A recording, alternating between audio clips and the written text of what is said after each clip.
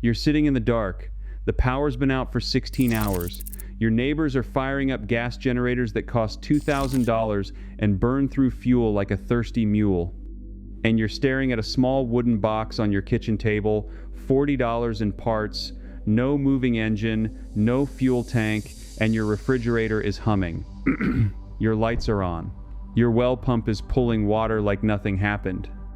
This isn't a generator, it's older than the electric grid itself.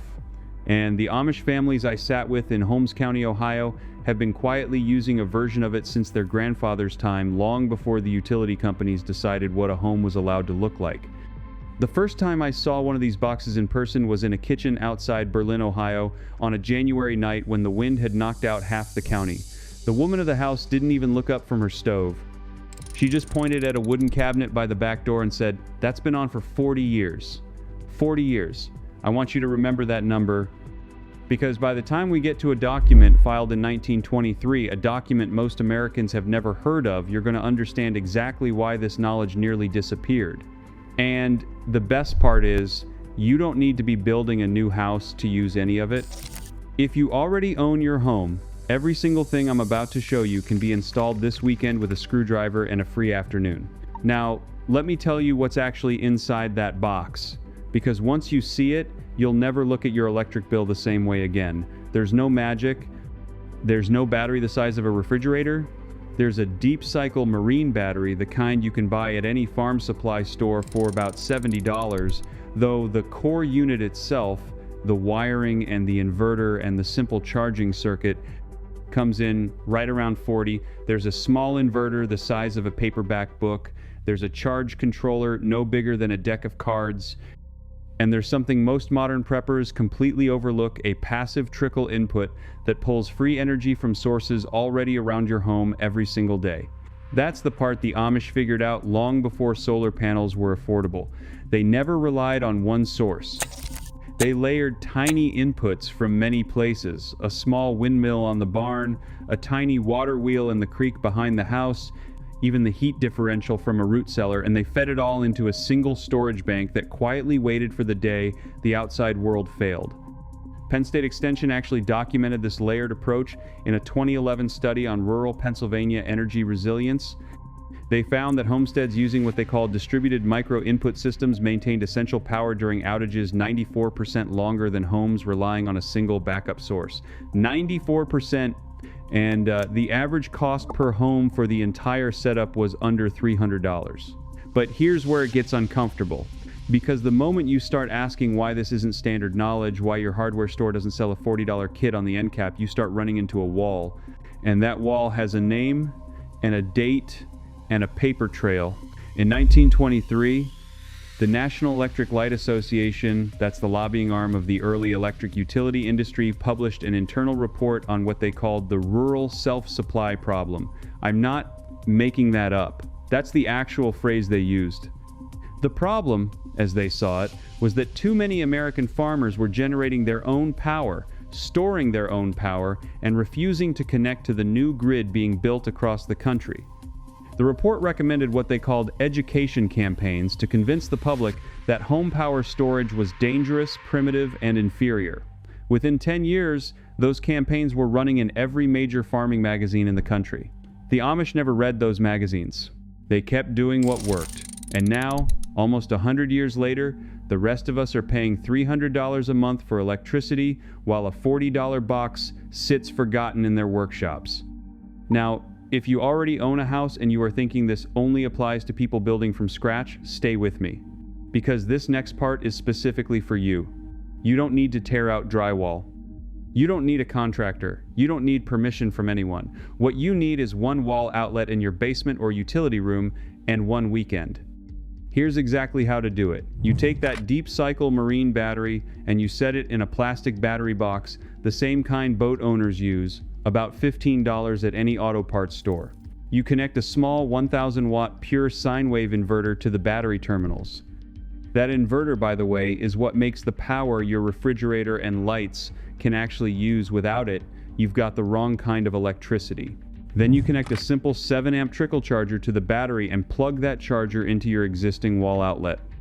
The battery now stays topped off 24 hours a day, drawing about $1.20 in electricity per month. When the power fails, your inverter automatically kicks on, and you plug your essentials directly into it: your refrigerator, a lamp, your internet router, a fan in summer, an electric blanket in winter. That single setup will run a modern energy-efficient fridge for nearly 40 hours on a full charge. I tested it myself in the summer of 2022 during a storm in eastern Pennsylvania. 40 hours, and the milk never spoiled.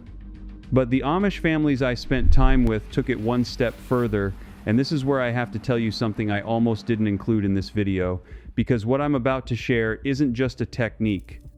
It's part of a much larger body of knowledge that was nearly lost: the heating systems that warm a stone farmhouse on $12 of wood a month, the root cellar formulas that keep produce crisp until April, the pest control mixtures that don't poison your soil, the off-grid water systems that haven't needed a pump in 3 generations. I've spent the last few years sitting at kitchen tables across Lancaster County and Holmes County, writing it all down before the people who remember it pass on. The full archive, every formula, every diagram, every measurement is collected in something called the Complete Field Vault. 3 volumes of the buried knowledge you're getting just one taste of right now. There's a limited window on it at the moment, so if it speaks to you, you'll find it linked right in the description below this video, or you can scan the QR code showing on your screen. Now, let me get back to that second layer, because this is where the system stops being a backup and starts being something else entirely. The second layer is what the Amish call a passive draw. It's a small solar trickle panel, the kind that costs about $25 and is the size of a notebook, mounted on your south-facing windowsill or attached to the outside of your house with 2 screws. That panel feeds directly into your charge controller, and it adds free energy to your battery every single day the sun is up. Even on cloudy days, even in winter. Cornell's Agricultural Engineering Department ran a study in 2017 measuring the daily output of small panels in upstate New York winters, and they found that a 20-watt panel produced usable charge on 312 days out of 365. That's 85% of the year. Free. Now stack a second panel, then a third. Each one adds capacity. Each one is independent. If one fails, the others keep working. That's the layered principle the Amish learned a century ago: never trust a single point of failure. The utility companies built a system with one massive point of failure called the grid. The Amish built a system with 20 tiny ones that can each be replaced for $25. And here's the part that surprised me the most. When I asked the man in Berlin how often his system had failed in 40 years, he thought about it for a long time. Then he said, once. A mouse chewed a wire. That was it. 40 years, 1 mouse. Compare that to your last winter storm. Now I want to tell you about the secret finale technique, because this is the one I almost didn't believe when I first heard it. It came from a 1,944 USDA pamphlet number 1,812, titled Emergency Power for the Farm Home, written during the Second World War when copper and gasoline were rationed and rural families needed to keep their food cold without either. That pamphlet was pulled from circulation in 1951. It was never reprinted. The only reason I know about it is because a retired school teacher in Lancaster County had a copy in her grandfather's barn tucked inside a feed catalog. She let me photograph every page. Inside that pamphlet was a single paragraph describing what the author called the thermal battery. It's not a battery in the electrical sense. It's a 55-gallon drum, painted flat black, filled with water, placed inside a south-facing window or sunroom, or even just against a sunny wall behind a sheet of clear plastic. That drum absorbs heat from the sun all day long. At night, when temperatures drop, it slowly releases that heat into your home. One drum can hold the equivalent thermal energy of running a 1,500-watt space heater for nearly 8 hours, and it costs you nothing to run, not 1 cent. The Amish families I visited had these in nearly every south-facing room. They called them sun barrels. The University of Arizona ran tests on this exact configuration in 1979 and confirmed that a single drum could raise the nighttime temperature of an average bedroom by 11 degrees Fahrenheit in winter. 11 degrees, without electricity, without fuel, without making a sound. You can build one this weekend. A used food-grade drum costs about $30 at any farm auction. A can of flat black paint is $12. The water is free from your tap. Set it in your sunniest window, behind a clear shower curtain, or a sheet of greenhouse plastic, and within 3 days you'll feel the difference. Within a month, you'll watch your winter heating bill drop by a number that will make you angry at every dollar you spent before. Combine the $40 power box with the sun barrel, and you have a home that stays lit, stays warm, and stays running through any blackout the modern grid throws at you. For under $150 total. That's what was taken from us. That's what the report from 1923 wanted you to forget. That's what the pamphlet from 1944 tried to tell you before it was pulled. And that's what a quiet community of farmers in Pennsylvania and Ohio kept alive, while the rest of us were busy paying somebody else for what our great-grandparents made themselves. You didn't lose this knowledge. It was moved out of your reach, and now it's back in your hands. If you're the kind of person who believes that real knowledge has been quietly pushed aside to protect somebody else's profit margin, then you already know what to do next. You build the box. You paint the barrel. You stop asking permission to keep your own family warm and your own lights on. I want to hear from you in the comments below. Tell me this, which one are you building first? The $40 power box or the sun barrel in the south window? I read every reply, and I want to know where you're starting. Be specific. Tell me your state, tell me your situation, and tell me what's stopping you if anything is. And if you're new here, subscribing isn't supporting a channel, it's joining a quiet group of Americans who are pulling lost knowledge back out of the dark, one technique at a time. Next week, I'm going to show you the Amish ice house design that kept meat frozen through August in 1897 without a single watt of electricity, and why one specific pine tree was always planted next to it. You're not going to want to miss that one. I'll see you there. Before you click away though, I want to sit with you for a few more minutes because there are pieces of this story I haven't told you yet, and they matter. They matter because when you actually go out to the hardware store this weekend, when you actually stand in that aisle looking at deep cycle batteries and pure sine wave inverters and you start to second guess yourself, you need to remember why you're doing this. You need to remember the names, the dates, the specific moments when ordinary people in this country decided they weren't going to be dependent anymore, and what happened to them when they made that choice. Let me take you back to a place called Brown County, Indiana, in the winter of 1936. There was a man there named Elmer Hoyt, and Elmer was what they called back then a tinkerer. He worked the family farm with his wife Cora and 3 sons, and when the Rural Electrification Administration came through with their promises and their polls and their monthly bills, Elmer politely declined. He'd already built what he needed. He had a 32-volt wind charger on a 60-foot tower behind his barn, a bank of glass jar batteries in his root cellar, and a set of low-voltage bulbs strung through the house that gave off a soft yellow glow he said was easier on the eyes than the new electric lights his neighbors were getting. The whole system cost him, in 1936 dollars, around $48 to build, mostly from a Sears Roebuck catalog and parts he scavenged from an old Model T generator. He ran that system for 19 years. His grandson Robert, who I spoke about through some old letters that ended up in a County Historical Society collection, said his grandfather never paid an electric bill until 1955, when the wind charger finally gave out and Cora insisted on a refrigerator that the system couldn't handle. Now here's the part that matters. Elmer wasn't unusual. In the 1930s, before rural electrification really hit its stride, there were an estimated 600,000 of these small wind charger and battery setups running across the American Midwest and Great Plains. 600,000.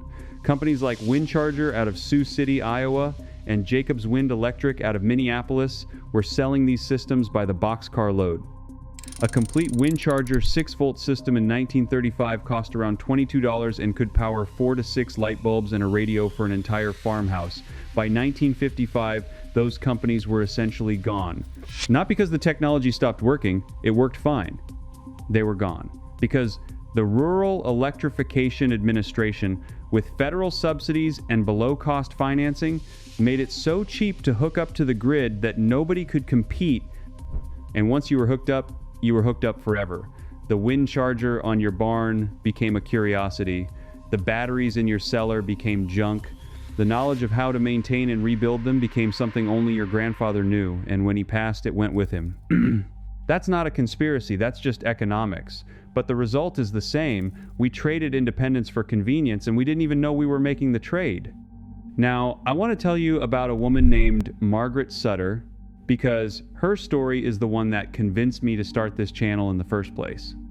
Margaret lived in Lancaster County, Pennsylvania, and she passed away in 2019 at the age of 96.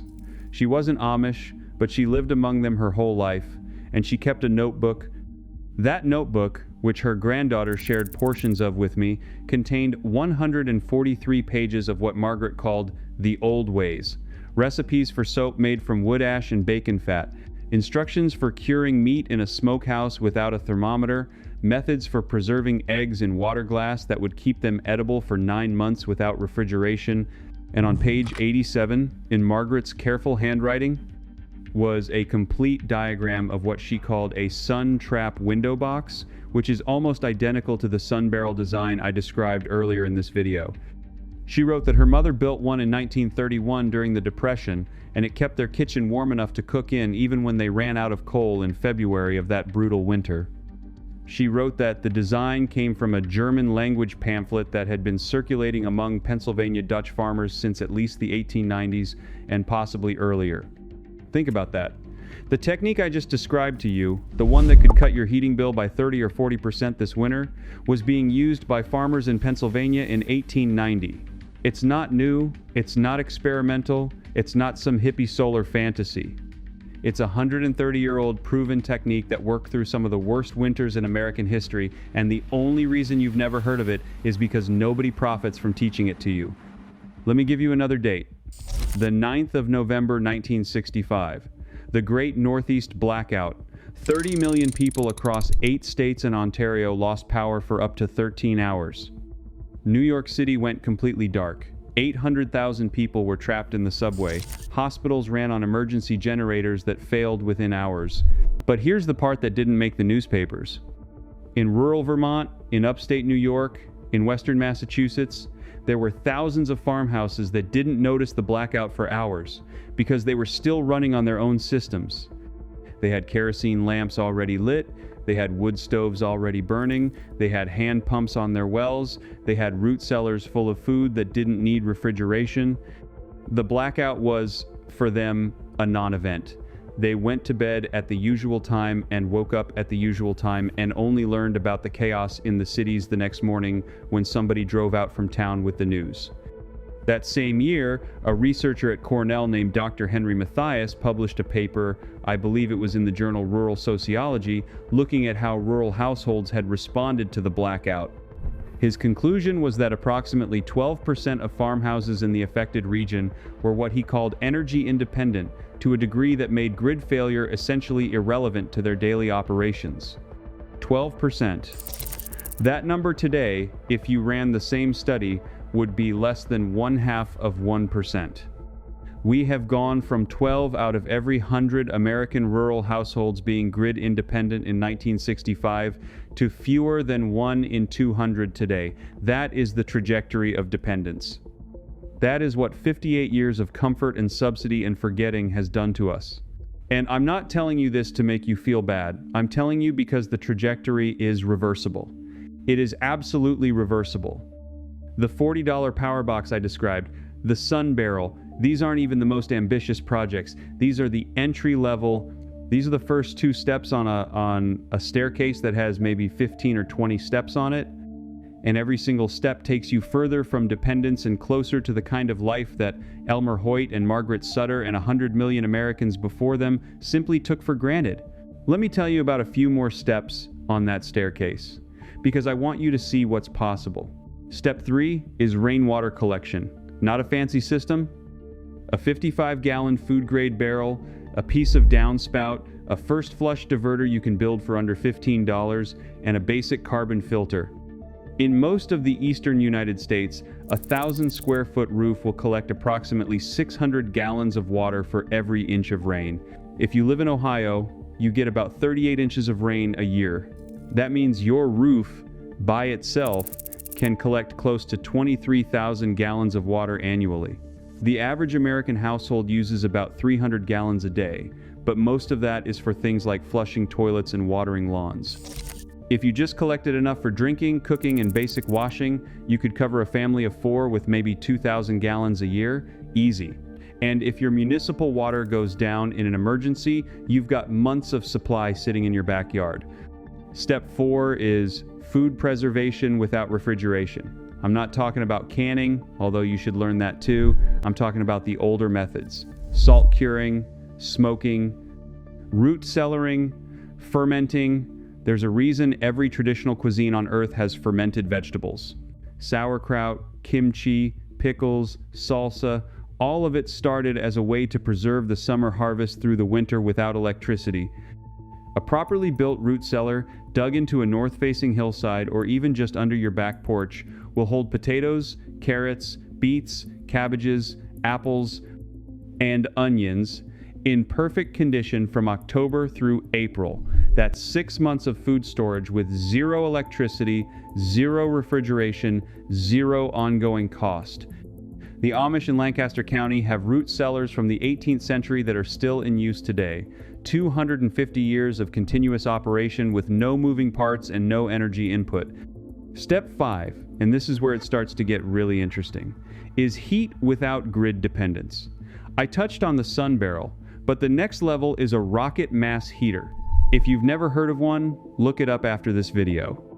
A rocket mass heater is a wood stove design developed in the 1980s based on principles that go back to Korean ondol heating systems from the 12th century.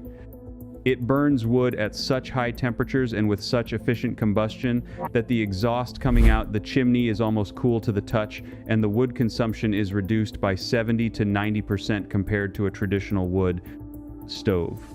A properly built rocket mass heater can heat an average-sized home through a Pennsylvania winter on approximately 1 cord of wood. 1 cord.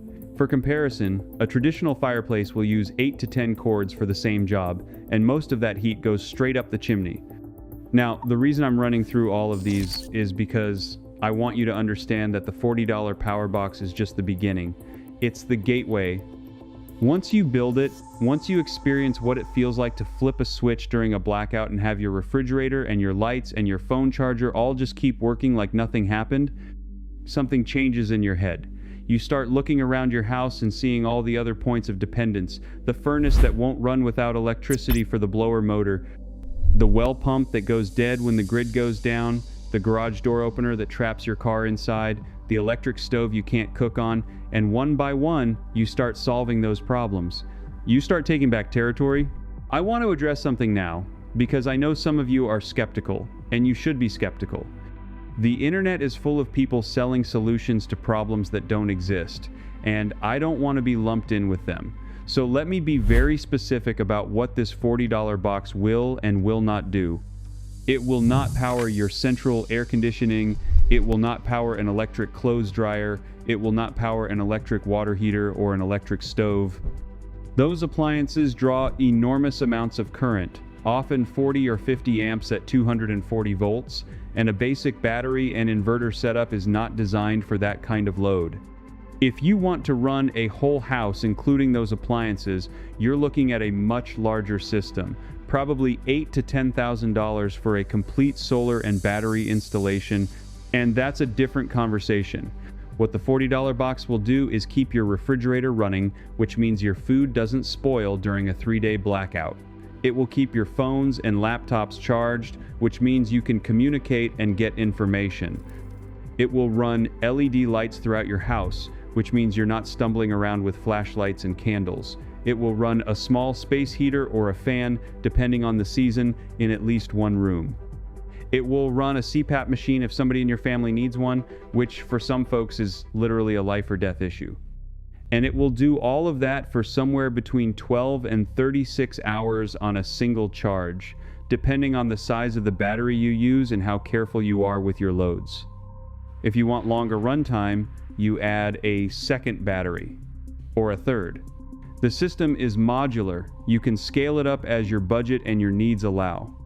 And if you want to add a solar panel to recharge during the day, A 100-watt panel from any of the major brands costs about $70 now, and with a basic charge controller for another $20, you have a system that can sustain itself indefinitely as long as the sun comes up, which, last I checked, it still does.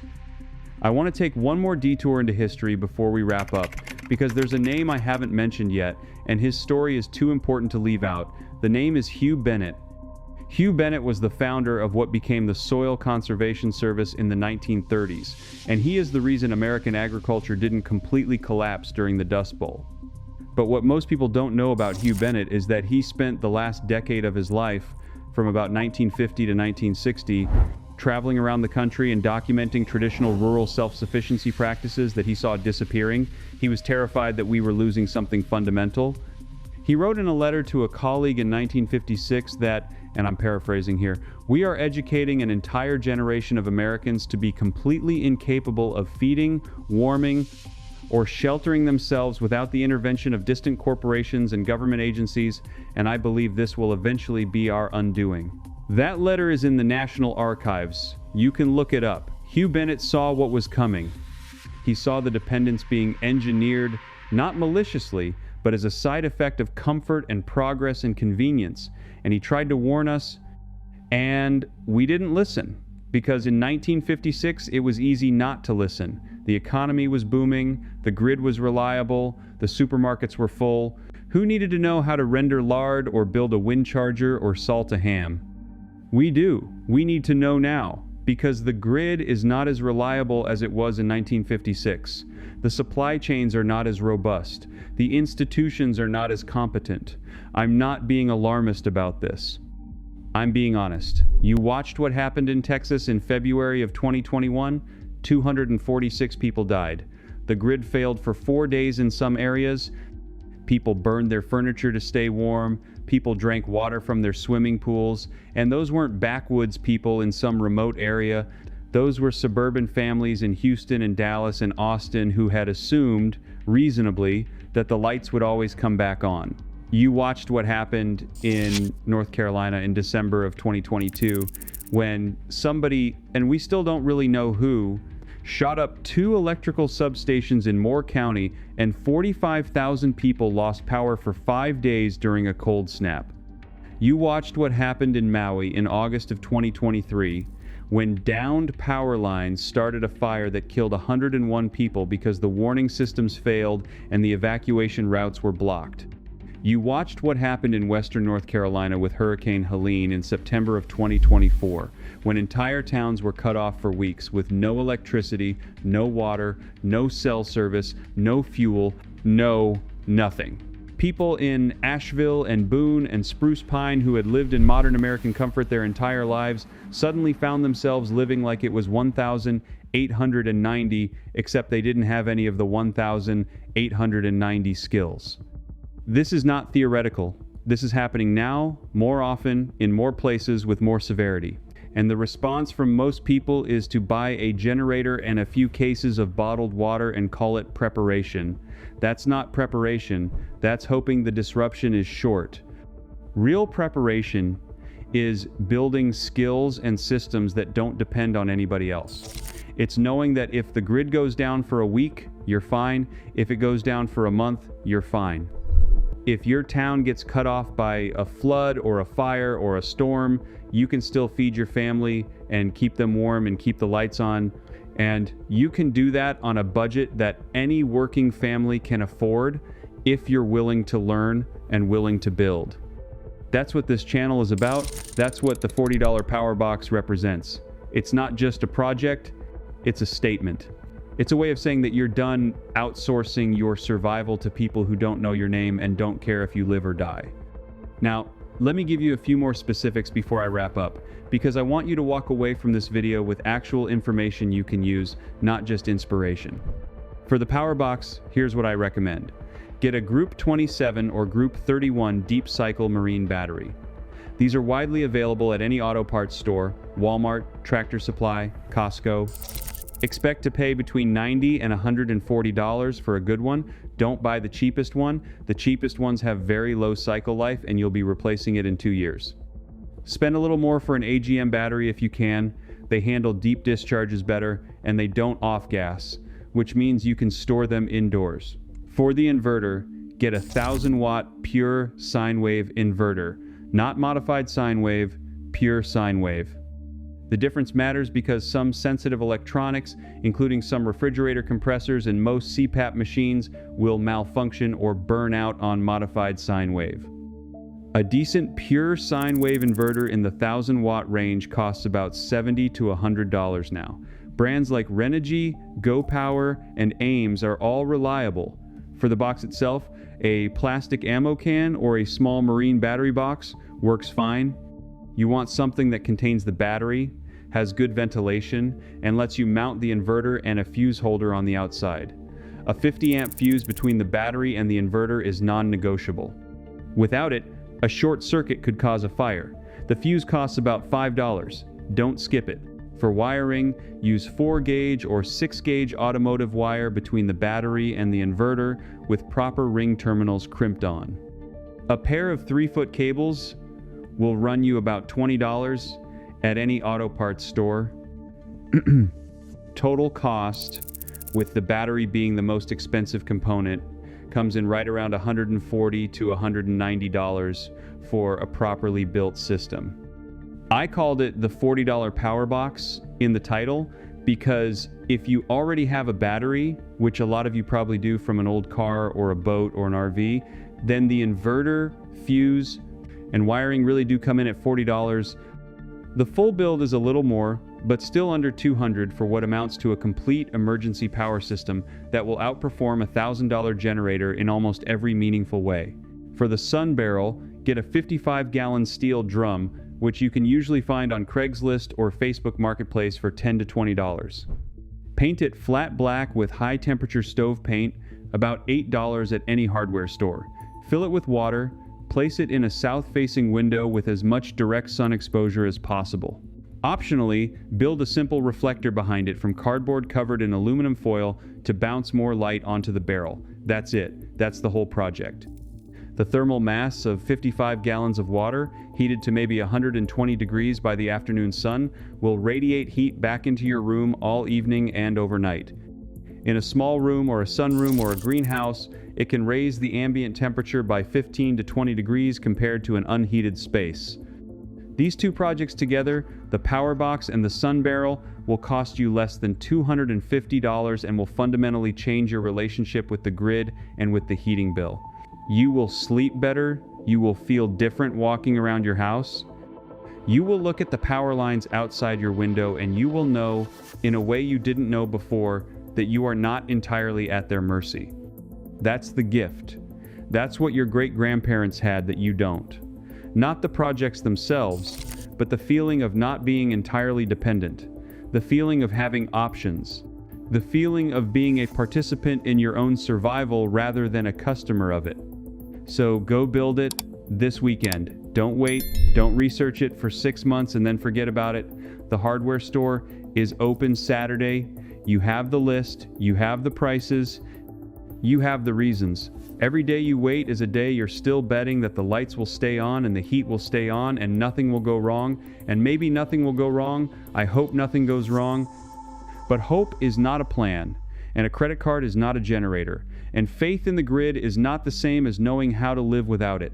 Build the box, paint the barrel, take the first 2 steps, and then come back here next week and we'll take the next step together with that Amish ice house design I mentioned and the specific pine tree and the reason it mattered and the reason it still matters